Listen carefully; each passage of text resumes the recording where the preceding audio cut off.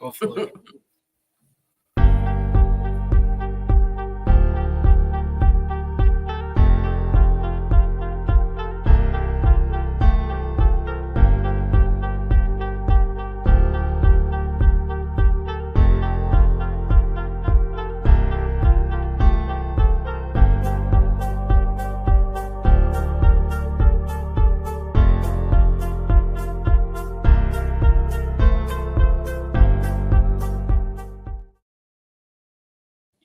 Good evening, everyone. Welcome to the new Era Paranormal Podcast. I am one of the hosts, GD, I'm Irene. and we are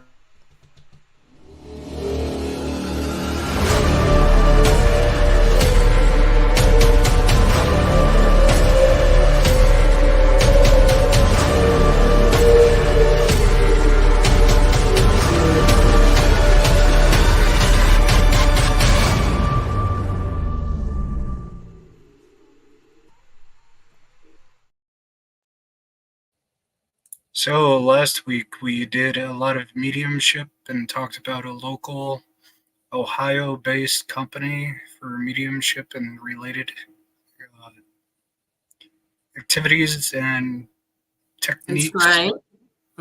Yeah, that was And fun. now we're going to get into some more research, paranormal research and detailed science with Nate and Thomas from the Ghost of Albion series, an upcoming documentary series. Definitely looking forward to it. You guys want to go ahead and introduce yourselves, talk about your background a bit? Sure, I'll defer it to Nate first. He can go. Go ahead, Tom. You go first. Oh, fine. I'm Thomas. Let's see. So I'm what? Well, fine. Okay. So you want to tell me about myself? I don't like that part. I started filmmaking long ago. Out of college, went to a local college here in Buffalo, New York. Didn't really use it for a long time. Kind of got into the medical field, which is where I am now. I met up with this guy over here, or over there, and we started just kind of working on some film projects together.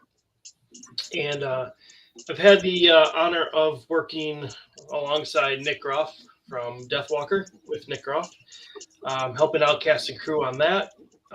We started our own show that it started off as When Darkness Falls, but kind of morphed into this new project called Ghosts of Old Albion, where basically we started finding a whole bunch of locations in Albion that were having paranormal activity. And so the whole series is going to be based around Albion, New York. Yeah, and then I'm Nate. I've been doing paranormal stuff for close to 20 years at this point. I think I started as a senior project in high school, and it just kind of grew into something bigger than I ever thought it would. But same thing as Tom. I had a degree in film production and stuff like that, and I met Tom through happenstance, and we're like, hey, let's use what we know and do some cool stuff. So that's kind of what we've been doing. Same thing Tom said, though.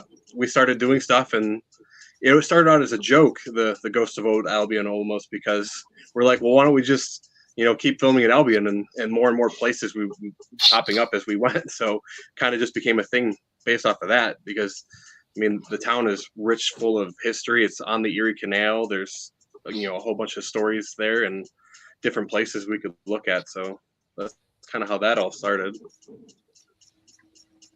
Very cool. What was your first project, though, that you ended up? So it was part of the show, but what was it, the investigation that you worked on together? And then you knew that you wanted to keep working together. So we started off at Pratt Opera House in Albion. That was the first kind of project we started when we were doing When Darkness Falls. We were kind of just going everywhere we could, and we came across Pratt Opera House, and we met up with DJ, who was showing us around and telling us all about the history of the building. And he mentioned as the night went on that he had a friend who had an old Elks Lodge around the corner from the Pratt Opera House that we should check out. That ended up being who's now our friend Liza's place. And we went there next, and the amount of activity we had there just kind of led us to think that maybe we should focus on just this one area with everything that's going on, because you have the Erie Canal right there. And the history with that, there was a bridge collapse that happened right near the Opera House where 12 people died. And, people died building the Erie Canal. So there was a lot of tragedy just in that small 2-block area. So we had some other places that we're looking at as well to kind of continue it. Right now it's the Pratt and the old Elks Lodge, and we do have a few other places lined up. So by the looks of the trailer, I mean, the Cold Spring Cemetery looks like it was involved in the trailer. Was that part of the project? Was that no, actually, that was just actually, there's an old cemetery right in Albion, and we just went because we wanted to film a little B-roll for that, and it was all based in Albion. We used a lot of that, but like trying to find people buried there associated with the locations we're at, we spent a whole day there just trying to find different people and stuff like that. But it's just, there's a huge cemetery right in Albion too, like full of lots of different history, and it's a beautiful cemetery. So if you're ever in Albion, and I think it's Mount Hope, I think is the name of the cemetery, but I'm not 100%. Could have been. I thought it was just Mount Albion, but I could be wrong. But it does. I will say though, it does remind me. You might be right. I think it is Mount Albion, yes, but it does remind me a bit of Cold Spring Cemetery. It's definitely as old as it is, and it does have a similar layout, a little bigger, but it's got this amazing archway around it where the entrance is, and it's really, really nice cemetery.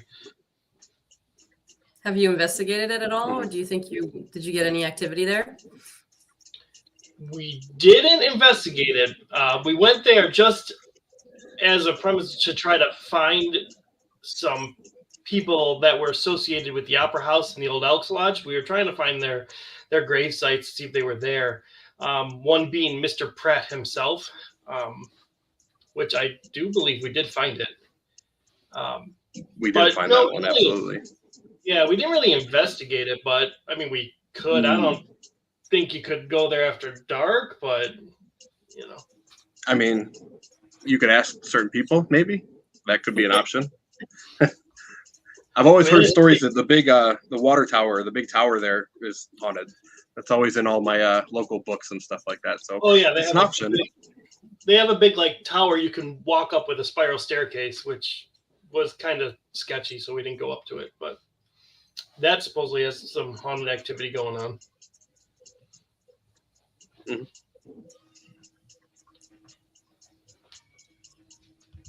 Is there other places that came to the forefront during your research? Any other places that you managed to dig up involved? I'll let Nate handle that because so as far as an Albion, we're working on it. So there's definitely multiple places in Albion. We have a couple lined up. We can't really talk about them yet because we haven't actually done anything there yet. But Liza, who owns the Elks Lodge, she's kind of taken on what do we give her a title? She's an assistant producer. Is that what we said, Tom? Something like that. But she's amazing. She knows a lot of people in Albion, and we've come to her, be like, hey, do you know anybody? Do you know anybody that's got someplace haunted? We've got a couple that potentially after these first two are done, we could go back and do more. And I'm always looking. Always looking at places in Albion. I've got a couple in my head that I want to do, but it's all about reaching out and making contacts and stuff like that. So Yeah, I know But, we have yeah, reached out there's to plenty. a few places, and I know DJ and Liza were going to help us get into some other locations in the area that most people wouldn't have access to. There's like, an old library, I think Mhm, was something we were looking at, one of the very first libraries there in Albion. So, mhm, I know we don't want to give too much away about where we're going, but mhm. There's It's always great to be the first to enter the space. there's an old inn. There's a couple shops and stuff downtown that, yeah.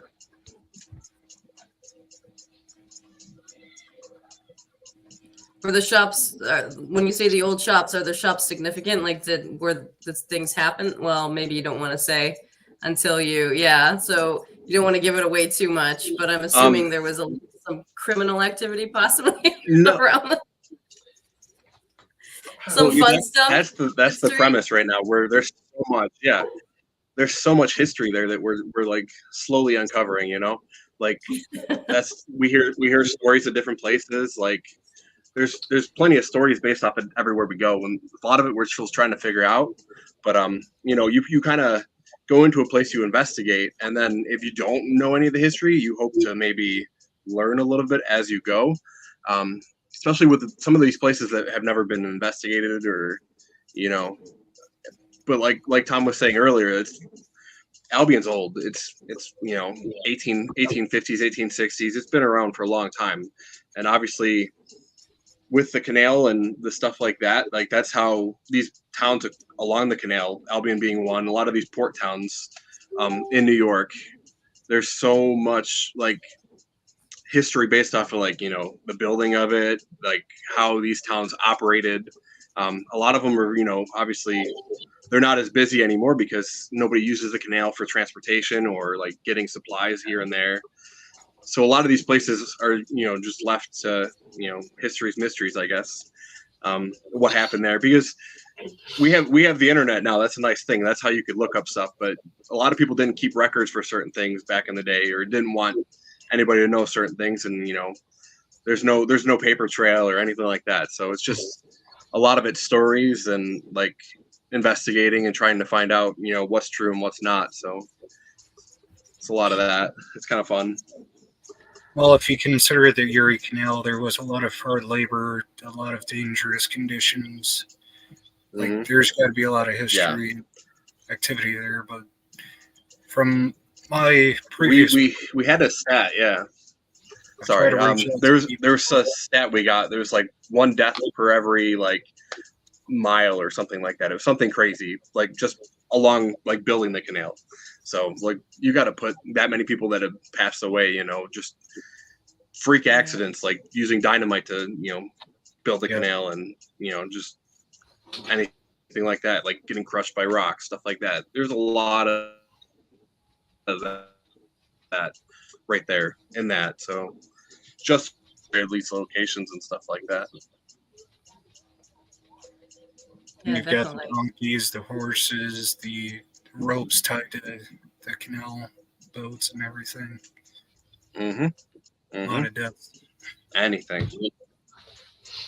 A lot of possible good psychometry there. A lot of history attached to the space, energy attached to the space, and it's flowing water, or it's water. The canal was,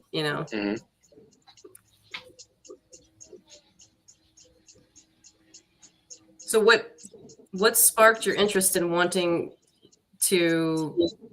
Well, I know you said that you started to find more and more things, but what was the initial spark in wanting to investigate, especially along the Erie Canal? Is that because you had your own experiences, or the area always spoke to you? You thought, okay, I've heard a lot of things, and now I want to go and see what's going on. I want to see for myself. I want to prove it. Things like that. So it basically started off that we were researching, locations in the surrounding Western New York and Central New York area that maybe didn't get as much, airtime, or weren't filmed or anything like that, or shown on TV. So in our, search that we were going through, we came across the Opera House, which was in and of itself pretty amazing because it's an old building and you look at it from the outside and you would never guess it's an opera house inside. It just looks like any other stone 3-story building. And then you go inside and you go up there and it's just this wide open opera house. And just from that standpoint, it was an amazing location just to be in.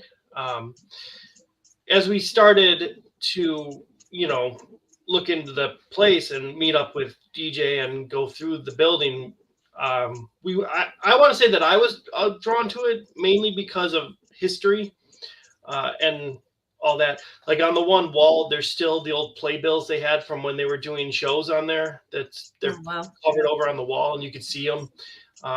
All the old actors and actresses have signed the wall, so there's things like that. So it's just amazing to see the people that have come and gone from there and the imprint that they had left.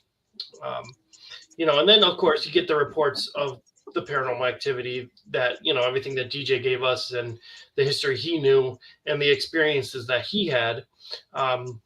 Just kind of said, like, this is a place that we need to film and experience for ourselves. And then, like I said, from that point, when he introduced us to Liza and her place, it just kind of grew from there at that point. And her place is another amazing location because the old Elks Lodge is obviously an old Elks Lodge, but it was mostly a men-only type of lodge. So there weren't many women in there.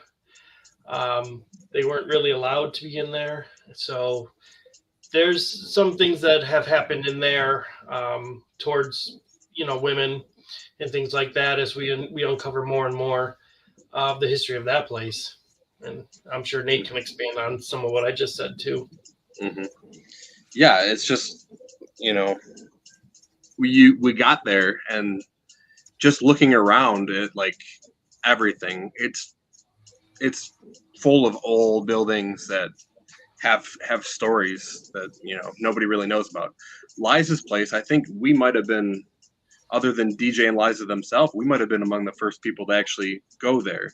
And we've been, we're close friends with these people now too. So like, it's, we want to tell some of their stories and get that stuff out there, and kind of investigate and get more people to come and check out Albion as well. So yeah, I mean, it's a nice little town. It has, unfortunately, a dark kind of history to it with everything that's gone on. The bridge collapse alone was pretty horrific. People gathered on this bridge to watch someone walk across the canal on a tightrope, and the weight of all the people kind of crushed the bridge and made it collapse.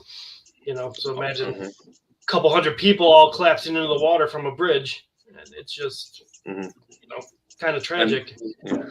And that kind of thing, like DJ and the Pratt, like they're maybe 100 yards, Tom, you think, from the bridge? Probably not even. Yeah. Maybe even 50 yards. They've had bleed over from that, where they've seen people that have been drowning victims as they've seen them, I guess. So like just the imprint that kind of thing leaves on the area per se, between that and the canal itself, and who knows what else happened there. Lots of I guess the word is shady things. Would be a good word. So, but like all that leaves an imprint on the area itself. So yeah, I mean, there were some different times back then, so they did some not so great things, Yeah. Oh god. It would definitely be older buildings. I mean, opera houses were the center of attention, the center of community back before movie theaters. People used to travel long train routes and maybe even the canal to get from place to place to perform. Mm-hmm. Yeah, and Elks Center, like I haven't heard much about Elks anymore. Mm-mm. No, and they moved the Elks from out of the building that is Liza's place to a building down the road. But we also recently learned that her building's also attached and connected to an old Freemason building. They Like had to right jump in next there door, yeah. somewhere. Yeah, I believe They had to I believe make they their way share in. the wall. If I'm not mistaken, I think they share the one wall. I think you're right. Yeah, yeah. You might get a little bleed over from whatever was happening at that place too. So who knows? I'd like to see what's in the wall between the two places. Mm-hmm. Oh my goodness. Would be interesting. Probably all kinds of metals and that type of thing. Yeah, but I mean, I think one of the great things about Albion is that a lot of those buildings that are there are still the original buildings that have been there since the 1800s, and they're still standing. They're still used and everything. Maybe not for their original main purpose, but they are still being used in some way. So I think that also kind of helps out with everything that is happening in that small little town.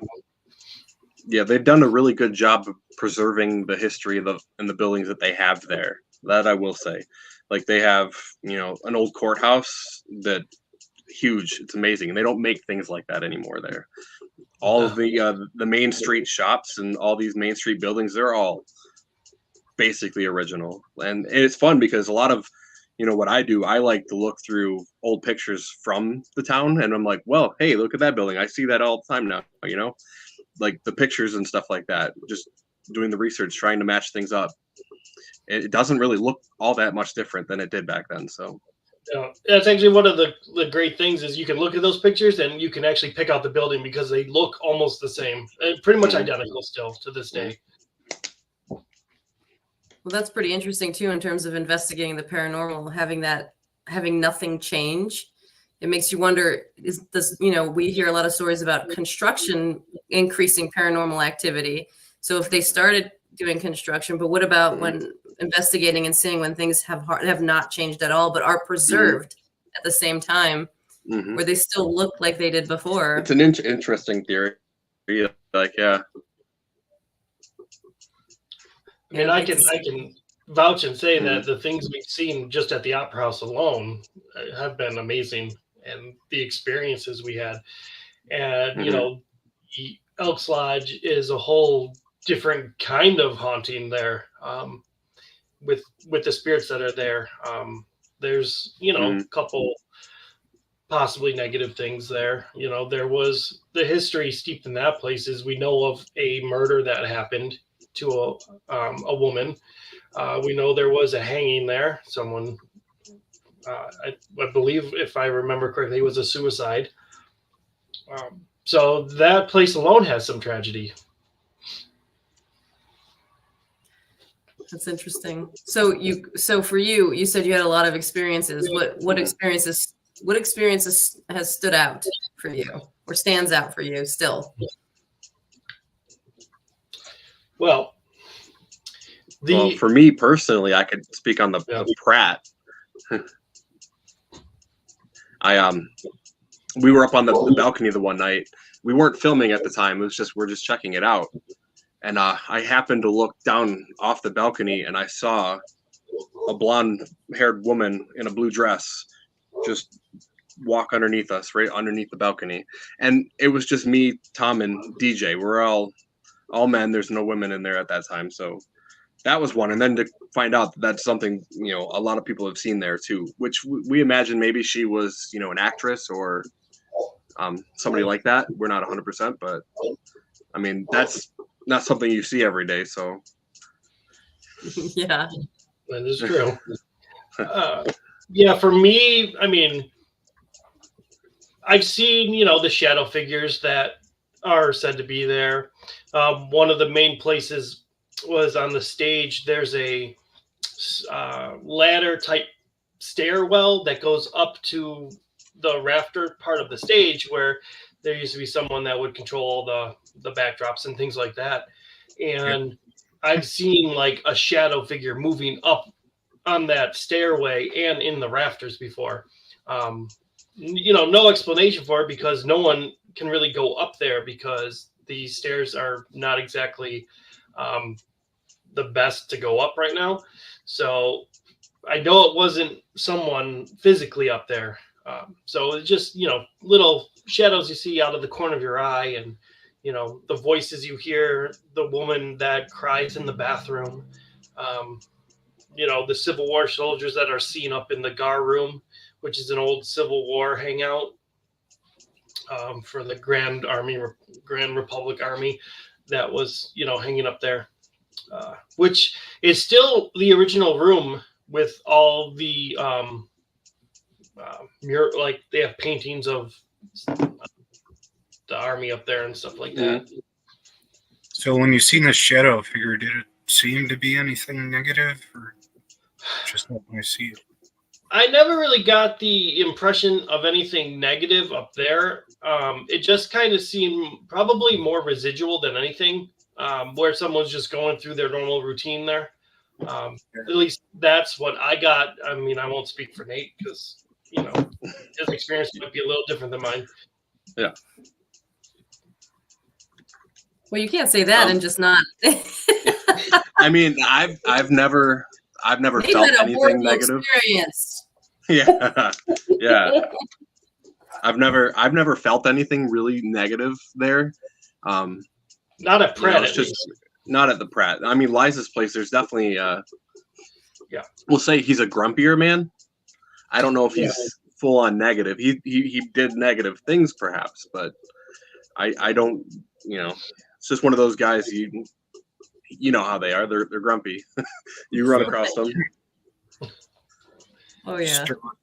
I mean, if people were bothering me in the afterlife, I'd probably be grumpy too. I'm just saying. Yeah. Now I will say, at Liza's place, the Elks Lodge, they don't like women up in the Elks Lodge, the main meeting room, because it was a men's club. Like, you're not supposed to be there. So I have seen, we were investigating one night just for fun.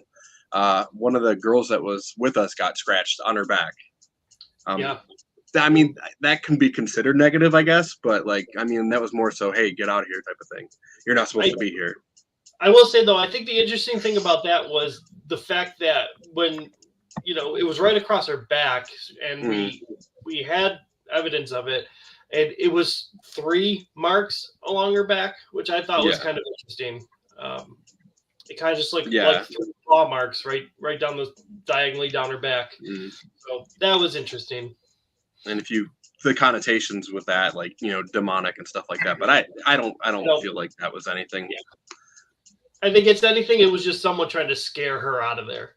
Yeah, absolutely. Which, another time we were just investigating, we were up there, we're talking about this one room, and it was just me, Liza, and her friend that were there, and something banged on the wall right in front of us. So they took off. I wasn't far behind because I'm like, you're not leaving me up here by myself. Damn it. Like we ran. But they came running down those stairs so fast. I thought there was like an animal or something up there they were running from. Because we did have a funny story the one night of a bat attack. Yeah. So that happens though. That happens. Down the stairs because they had another bat or an animal coming at them. Not because they heard anything, because I was on the second floor below them and I never heard a thing. Oh. You never even heard them running? Oh, I'm sorry, JD. I kind of heard them running as they were hitting the stairs. You probably heard the screaming first. Well, I mean, it was mostly Nate too. Okay. No, but I never heard a loud bang or anything. Like they said it was super loud, and I was right below them, and I was like, I never heard a thing. So it was interesting. I think it might have been touched on, but as far as this documentary series, did Kat and Christy help out with this one? So, or is there plans to involve them? So it's a yes and a no. So the first time we went to Pratt, we had filmed originally with Christy London, and we kind of came back to refilm things, and we did have a pretty significant experience with her and the one person that was handling our camera that night. Nate, I don't know how much you want me to say here. Yeah, because that's definitely a bigger part of the episode. So maybe we'll tiptoe. But yeah, Christy will definitely make an appearance in that one for sure. Just because something that happened to us before, ended up coming back full circle the night we went back to do this project. So there's a little story in the middle there. Yeah, something that happened the year prior comes back when it's just me, Nate, and Kat that were there filming. So it kind of came full circle. So Christy will make an appearance in the episode, just to kind of go over things that happened. Look at all of our girls in the chat here. Yeah, our new friends. Well, you want me to mention that really quick? That's Candy Howard from Supernatural Sirens, and Tom and Nate have joined them on their show on the Spirit Wheel Network. Yeah. We are pumped. They're all great. I mean, Tom's okay. Those three are. It's Katie, Ashley. Yeah, they're all fun. Candy, they're all fun. Tom, I could do without. I keep telling them that by the end of this, they're gonna hate me because I'm gonna keep them all in line. Yeah. You're the paranormal police. Okay. Yeah. I am the self-appointed director of this series now. So I'm like, we're doing this, and we're on a time schedule. But we've only done a few things with them so far, but it's fun. We have a lot of fun. So, and fun, and we're getting to go to these cool places that we don't get to go too often. So we just got back from Indiana over the weekend. We went to the Monroe House, which bucket list for us. Get to go check out these places and make friends and do some cool stuff. So lots of cool stuff coming out with that. Wild, crazy nights, apparently. Yeah. I actually can't wait for that to come out too, because the experiences we had there were just. Now, I mean, I had never been there. I've heard of it, obviously, as most people have, because it was on Paranormal Lockdown, and probably a couple other shows, I'm sure too. But getting to experience it firsthand was just something out of this world. Yeah, absolutely. I can't tell you exactly what happened because don't do that away. Yeah. We have some NDAs, but they made us sign contracts and all this stuff. So. Yeah. We signed our lives away, so now we're, they get to control us forever. So they think we're their property now, so we'll go with that. That's how it works, right? It works. Yeah. It's the fine print. We're gonna get hell for this. All about it. Oh Lord! It's the invisible ink that you have to hold up against the lamp. I didn't see that part of it, but all right.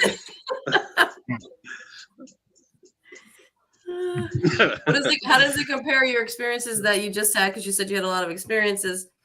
Do you think it's kind of the same level as Albion, or do you think, oh hey, we're gonna get a whole different level of experience now that we're doing this? It's definitely a whole other level of experience. I think it's just the place itself. There's so much there that we can't talk a whole lot about it, but look up the stories of the place. Obviously, that'll tell you all you need to know. I think. So, if anyone who knows me and Nate for the most part knows that we volunteer at Hinsdale a lot to help Dan out, who owns the building. And that has forever, and will probably be forever, one of my favorite places, just because of everything that I've always experienced there. But I will say that Monroe House went to the next level above that. Hinsdale is its own type of beast, to say. But then Monroe just took that to a whole new level, to things that I've never experienced before. Just because of the things that happened. Oh, that's pretty cool. Mm. When that happens, I mean, that's what keeps us coming back, right? That's Yeah, what keeps everybody absolutely. coming back. Mhm. So it'll keep Was you that, going. Was that Ashley that said we could give little teasers? I think so. I think No, it was. what was it, Ashley? Yeah, It that's is Ashley. That yeah, she said Oh. she posted from there. So Well, I don't want to give know away what too much. I don't know Yeah, what yeah. she did with the little teasers, but Did Yeah, Ashley or Candy float across a room? Did that happen? That would be really great to see. no. But I levitate. did try to get them to throw Nate in the air. Yeah. They wouldn't do that either. I mean, there's one thing that didn't happen on camera. I could for sure talk about that. It freaked me out.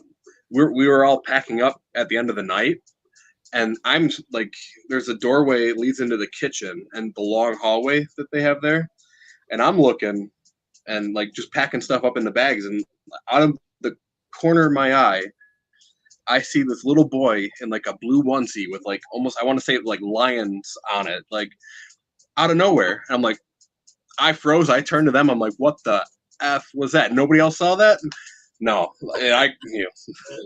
you don't see stuff like that. When you see that kind of thing, it always gets you. So, Especially when yeah, you can we describe weren't filming it. at that It's not point. just So, out of your eye, but you can describe what it looked like. That's Yeah. the big thing.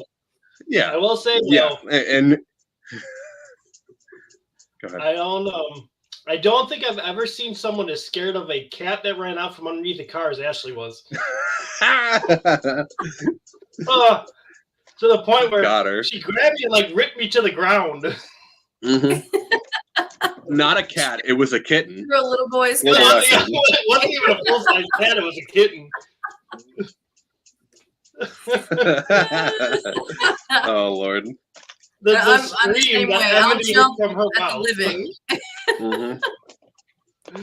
I thought we were gonna Yeah. wake the neighborhood up. Yeah. Ghosts and stuff like that, we could do. Cats, not so much. Right? Apparently we're more scared of the cats than of the spirits. Mm-hmm. But Did you? no, what type? that place was fun. Yeah. Yeah. Did you catch anything? Did you capture anything on like a specific device that you find that was very reliable? Did you get any good thermal images? Did you capture anything through, EVPs? Did you get anything that you really think, okay, this is something that is solid, or maybe you can't share it? Well, That's I the will part. say this, as evidence wise, we're still kind of reviewing everything. We just got back Monday. Yeah. But I will say some of the personal experiences there were just. I mean, we did capture some things on camera that we know we did. I can't probably go into too much detail about it. There were some things that we did catch that we know are on camera, and we did catch a couple. I think we did catch a couple EVPs that we weren't filming. We were just walking around the house doing whatever, and we caught a couple voices here and there. So that was pretty cool. Lots of stuff. As we were there from noon until about 4 a.m. And we were not filming the entire time, so lots of things were going on even when we weren't filming. And it didn't matter what the entire time. I know you weren't. But just walking around the house and you hear stuff, you feel stuff. I mean, I got whispered into my ear, and it was 1 o'clock in the afternoon. Like, it wasn't even that, that people think that just because it's not dark, like things aren't going to happen. That's couldn't be farther from the truth with that kind of place. So all day. Yeah, just random you'd be able to see doors getting hit into, someone pounding on a door and it moving, and things like that. Just broad daylight. It's just wild. Mm-hmm. A lot of cool stuff that happened there.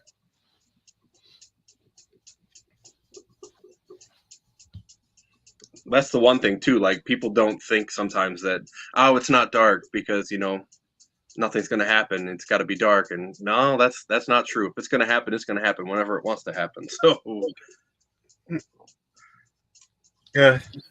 Yeah, and that's another and that actually brings me to a point that so we film with lights. We don't film in night vision or anything like that.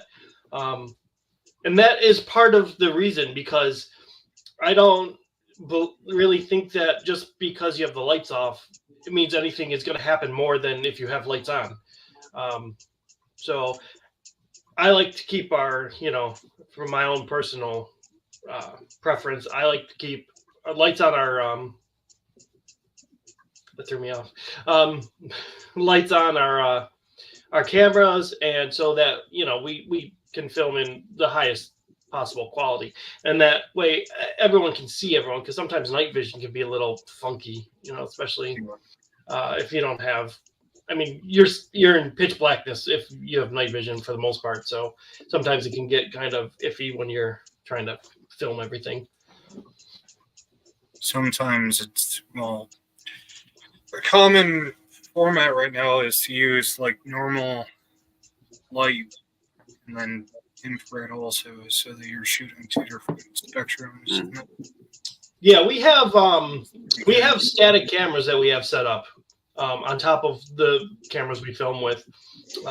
So we always have those running. So I know Monroe House, I know the ladies are going to be reviewing those cameras soon to see if we caught anything. So They better be anyway.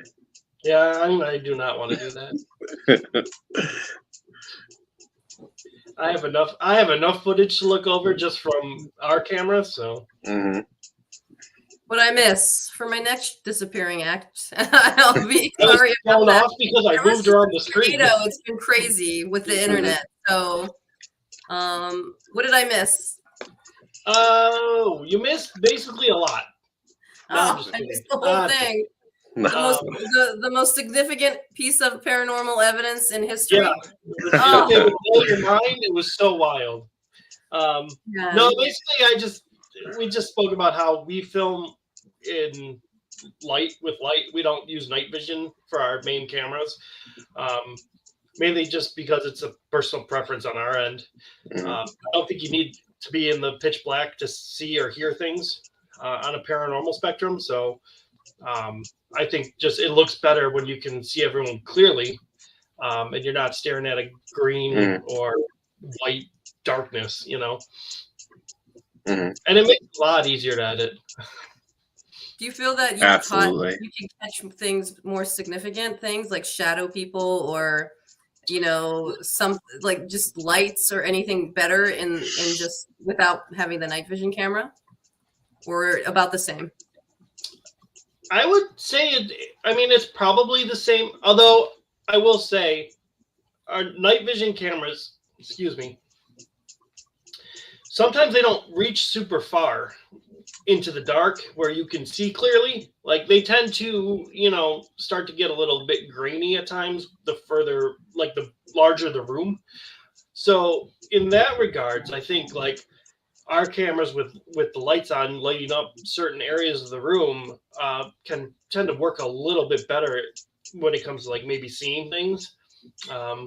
I know that Nate, at one point said he thought he caught something on our camera at Monroe that we have to review. So it'll be interesting to see if we did catch it through, I think it was a doorway. Yeah. So it'll be interesting to see. It may look better. It may not, but I think just our personal preference. We kind of joke because the ladies weren't. I don't want to say they weren't real sure about it, but they hadn't filmed with lights on before, really. So I like to say that we brought them to a better side of filming now. Yeah, we did for sure. It like Tom said though, to us it looks better. It's not grainy. It's not green. It's not. Yeah. Just overall look wise. I think it looks a lot better than just some of those night vision cameras that aren't all that great either way. Yeah, especially like if you buy junky cameras, so especially the ones that don't have great sensors on them can get real grainy in darkness, even with night vision. So sometimes like I look at it this way, like that grain that you're seeing, some people might interpret it to be something paranormal when it's really just grain from the lower level sensor you have, or not as big of a sensor in the camera. So I think the way we film is it's a bit more clear. So if we do capture something, it's going to be a lot harder to debunk it as being something, normal or grain issue than it is that it's actual paranormal. Makes sense. You've just eliminated another variable, so that makes a lot of sense when trying to, get as close to a valid piece of evidence as possible. That helps. Mm-hmm. Plus, and I also don't trip over things in the middle of the dark. So. Nah. And if anyone knows me, I am clumsy. So I can see them originally thinking, "Oh, are you just scared of the dark?" And you don't. I think he might be. That's just me walking into walls half the time, or doorways. I think I walked into the kitchen doorway multiple times when we were trying to just walking normally. With the lights on. Yeah, with the lights on, I still was walking into walls, whacking my elbows on them. That's just because I don't pay attention. So.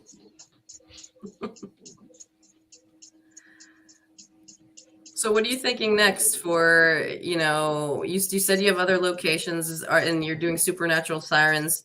What are you thinking? Or do you want to kind of work with new types of equipment now? Are you excited to have these multiple projects? Do you have any new thoughts or ideas other than filming with lights that you want to try that you find might bring some new interesting type of evidence?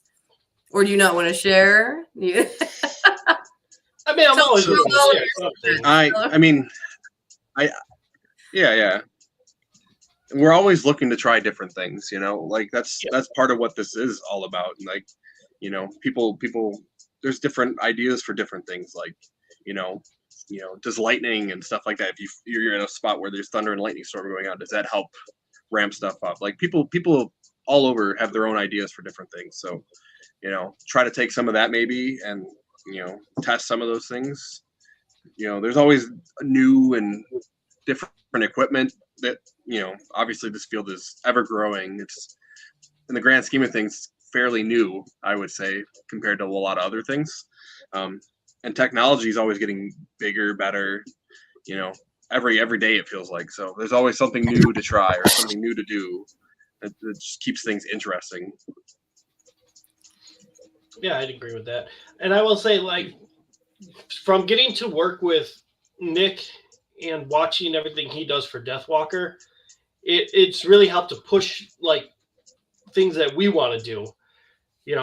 Some of the experiments that he's done have been amazing attempts at, producing more paranormal activity or debunking some things. I know there was an episode of Deathwalker where he got to, be next to a giant Tesla coil in a metal suit, and, things like that are really pushing the boundaries for everything that is going on, and would love to be able to do things like that, if we're ever getting the opportunity. Obviously, budget constraints, are sometimes at our, mercy, but things like that I would love. We're always looking for new technology to try out. We've had a couple people build us some equipment. I was just about to say, we've got some talented friends that make some cool things that are new and stuff. Rick Perry has been building so much great stuff that, as you can see, it's up at the top of Nate's. Oh, nice. Thing. Funny story. I'll let Nate say it, but what's that made out of, Nate? That I'll grab. So this is a EM pump, and if you could tell the wood on the front, it's actually made from wood from the Hinsdale house. So that's pretty cool. That's one of a kind. Our buddy Chris, he designed stuff too. He actually gave us. So it's, if you've ever been to Buffalo, there's the old train station, the Central Terminal. He designs a lot of his equipment based off of like some of his favorite places, and we've got, it's basically a 3D model of the old clock tower, and it's basically almost like a standard music box, but he's got a twist to it where there's 4 lights around the outside, and whatever way the motion comes from, that side of the tower will light up and play music. And I haven't seen too many things like that anywhere else. So, No. some cool stuff that our friends are doing that helps that a we lot. like to take with us. And yeah. Yeah, we always will, as you can tell, we'll always plug people that, and promote anyone who, if they give us equipment or build us equipment or anything like that, we'll always, pay it back to them and give them a shout out, of course, because some of the stuff that people are creating are amazing. And I don't have the skill for that. Give me a camera, sure, I can figure that out. But building electronic equipment, nope. Ain't doing that. Well, everybody has their gift. That's why That's you work exactly together, right? Yes. So shout out to Chris and Rick. Yeah. Did you have any experiences with the directional one, the one that lights up the tower, that lights up in either direction? So literally the night we got that, we did, what was it, the world's largest ghost hunt? You've ever heard of that, where like there's teams all over the country doing stuff? We picked that up on our way to the Van Horn Mansion, and on the Van Horn Mansion steps, it kept going off like somebody was going down the stairs on the one side, the back side, and then on the other side as it was going down the steps. So it definitely works, and it only works like if motion's going off on the one side. So right off the bat, that thing is done amazing for us. So we briefly tried some of this stuff that Rick made at Hinsdale. I took it there the one night, and that was the thing I wanted to try, because bring this stuff back to the house to see if it changes things, or reintroduce it back to the house and see like different things like that you could try. Yeah, that was what, with the girls, right? Yeah, actually, we used the EM pump the one night there. So we've technically filmed 2 episodes with Supernatural Sirens. Just we didn't really say anything about the first one. We filmed it, and it was kind of like a test run, just to see how everything would go.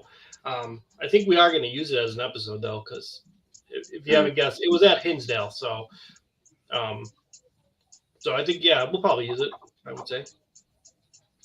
Unless, I absolutely hate it after I get it done. But Well, it's pretty cool too. Mediums have been using psychometry. You touch an item and you can get a reading from it. So why wouldn't creating a piece of equipment that from a space that's considered to have a lot of energy, right, and a lot of experiences, and see if the object itself can perform in a very similar way? That's that's pretty cool. And to think and to have the thought to reintroduce it. Not a lot of people are like, oh, let's see what happens if we return it, and or if it doesn't act at all when it's there, or it acts, crazy when it's there, and then you go to another place and you never, have that type of experience. You go back to Hinsdale House. So that's pretty cool. I like that. Yeah, it was cool to be able to bring it back there. Yeah. Well, I'm sure we will many times, but the last name isn't it Garnett? yeah, Chris Garnett. And then obviously everyone knows Rick Perry. Rick Perry's the man. So he makes spirit boxes. He does, REM pods. He does proximity coffins, he calls them. So Rick's a man of many talents too. So I got one of his coffins, and it works fantastic. I do too. We haven't used that one yet, though. So no. Another version of a REM pod, right? Yeah. Yep. It's just basically in the shape of a coffin. Which it doesn't have temperature, though, right? It wouldn't. It doesn't have temperature. Yeah. No. It's just for the proximity around it. Yeah. Well, I find sometimes too the temperature can be a little finicky when you're using the REM pod. So I agree. I turned it right off on mine because it's going off every 2 seconds. I'm like, well, we're all down in this basement. It's definitely going to get hot, so it's going to warm up. That I happened don't at my trust that. old house. Yeah. It was on the stairs, and the temperature just kept going off because we're all in this hot, basement that was getting hotter and hotter because all of us are down there. So Yeah. I It just turn it right has its off. place in certain situations, but definitely not in every situation. Especially if it's repeatable, right?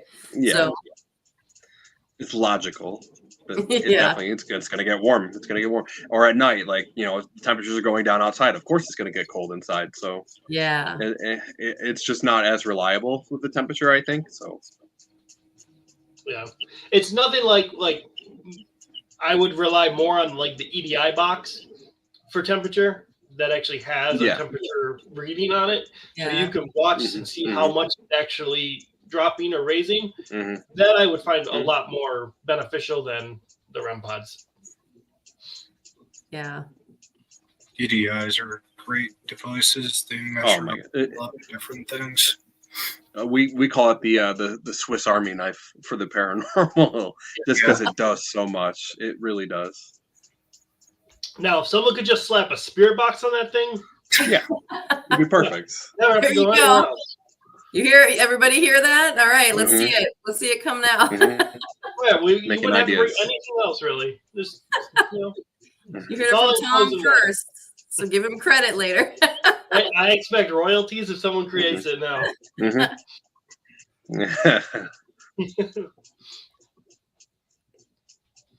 It's always great to find ways, though, too, to like. It's good because everybody has their personal experiences, right? So to be able to have the chill or have the room feels different, to be able to measure that, physically, scientifically, that makes a huge difference to actually see those drops or increases.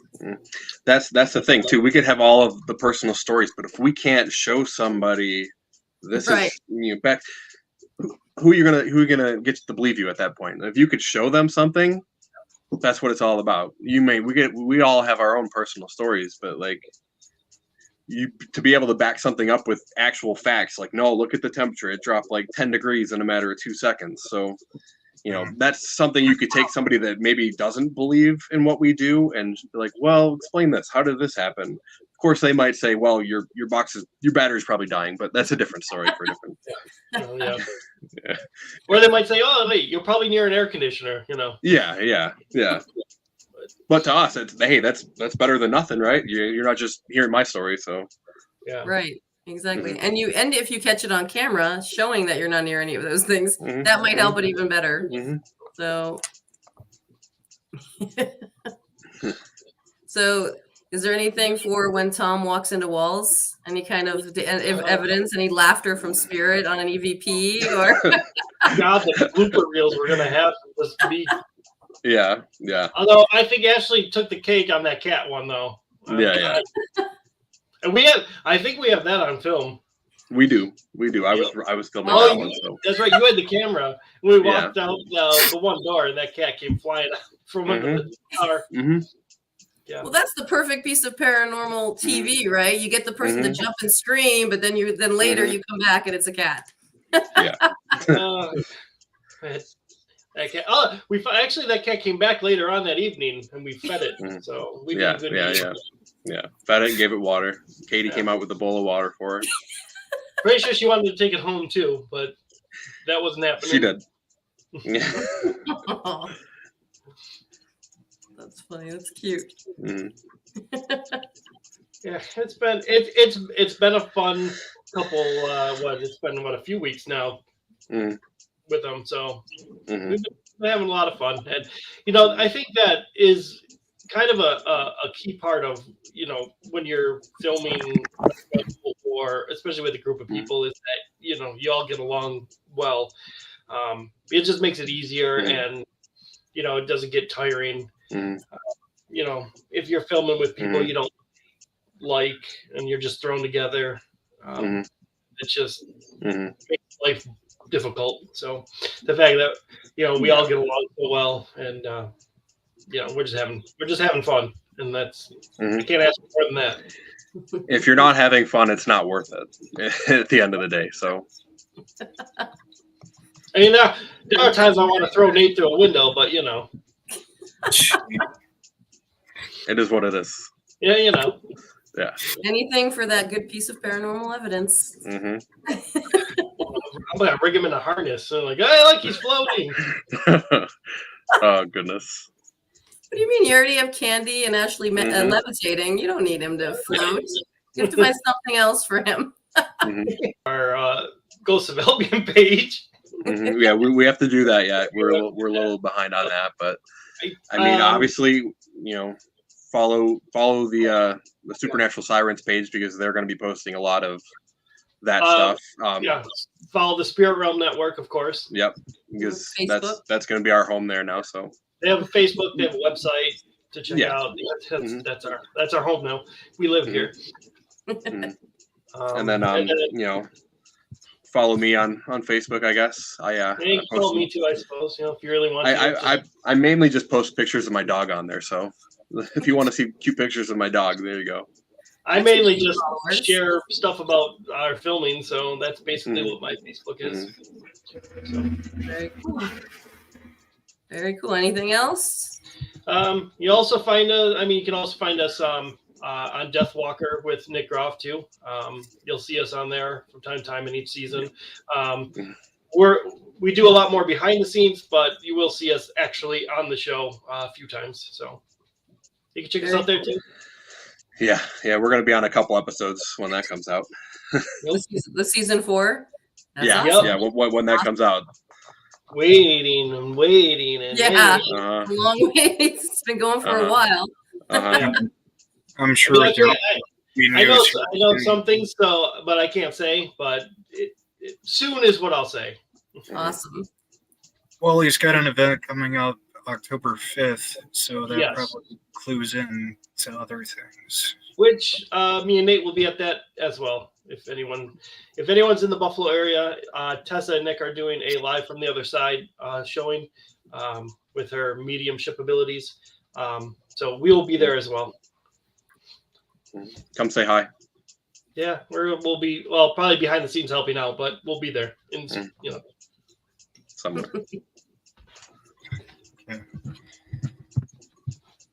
Okay, so thanks everyone for joining us for this episode of the podcast. Thanks, Nate and Thomas, for joining us. For our guests, we hope you were able to learn something new during this video. We will be hosting another podcast interview soon, so keep an eye out for our upcoming guest.